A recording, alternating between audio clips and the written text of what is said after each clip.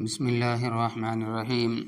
وقت سے پہلے دی گئی اذان کا حکم۔ اگر وقت سے پہلے اذان دے دی گئی تو وقت کے بعد اس کا اعادہ کرنا ضروری ہوگا، لوٹانا ہوگا، یعنی وقت ہونے کے بعد پھر دوبارہ اذان دے۔ بغیر وضو کے اذان و اقامت کہنا، اذان باوضو دینا مستحب ہے، لیکن اگر بغیر وضو کے اذان دے دی گئی تو گنجائش ہے، اور بلا وضو اقامت کہنا بہرحال مکروہ ہے۔ اذان کا مسنون طریقہ۔ سنت طریقہ کیا ہے؟ اذان کی ہر کلموں کو ایک سانس میں ادا کرنا اور ہر کلمے کے آخر میں جزم کرنا مسنون ہے۔ اذان دینے کے وقت کانوں میں انگلیاں ڈالنا بھی مستحب ہے۔ مسجد میں مائک کے ذریعے اذان دینا۔ اگر اذان لاؤڈ سپیکر کے ذریعے ہو اور مؤذن مسجد میں ہو تو اس میں کوئی کراہیت نہیں، کیونکہ مسجد سے باہر اذان دینے کا حکم اس لیے ہے کہ تاکہ باہر والوں کو آواز پہنچ جائے، اور مقصد لاؤڈ سپیکر سے حاصل ہو گیا۔ ایک مؤذن کا دو مسجدوں میں اذان پڑھنا۔ ایک مؤذن کا دو مسجدوں میں اذان پڑھنا مکروہ ہے۔ ٹیپ ریکارڈ میں اذان۔ ٹیپ ریکارڈ میں اذان کی آواز ٹیپ کر کے ہر نماز کے وقت اس کو چلا دیا جائے تو اس طرح ٹیپ میں دی ہوئی اذان معتبر نہیں ہوگی، اعتبار نہیں کیا جائے گا۔ اکیلے نماز پڑھنے والے کے لیے اذان و اقامت کا حکم۔ اگر کوئی شخص اکیلے نماز پڑھے تو اس کے لیے بھی افضل یہ ہے کہ وہ اذان اور اقامت کہہ کر نماز فرض ادا کرے، لیکن اگر بستی میں اذان اور جماعت ہو چکی ہے اور اب بعد میں کوئی مقیم شخص نماز بلا اذان اقامت پڑھتا ہے تو بھی کوئی حرج نہیں، اس لیے کہ شہر میں ہونے والی اذان سے سنت فی الجملہ ادا ہو گئی۔ جماعت کے ہونے کے بعد مسجد میں منفرد کی اذان۔ اگر مسجد میں اذان ہو چکی ہو تو منفرد کے لیے مسجد کے اندر اذان و اقامت کہنا مکروہ ہے۔ گھر میں جماعت کرتے وقت اذان و اقامت کا حکم۔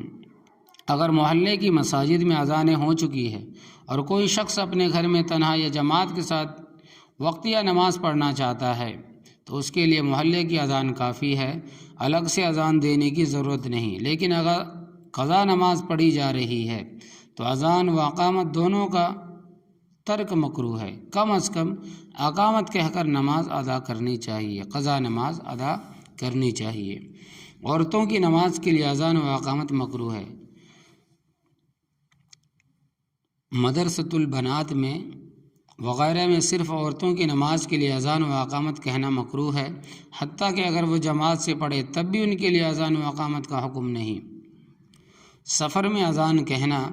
سفر کے دوران خواہ رفقا ساتھ ہو یا اکیلے نماز پڑھنی ہو تو دونوں صورتوں میں اذان و اقامت کہنے کا اہتمام کرنا چاہیے۔ البتہ اگر اذان چھوڑ کر اقامت پر اکتفا کیا تو اس کی بھی گنجائش ہے۔ سواری پر اذان۔ حالت سفر میں سواری پر چلتے ہوئے اذان دینا بھی درست ہے، البتہ اقامت زمین پر اتر کر کہی جائے، اور مقیم ہونے کی حالت میں چلتی ہوئی سواری پر اذان دینا مکروہ ہے۔ بیٹھ کر اذان کہنا۔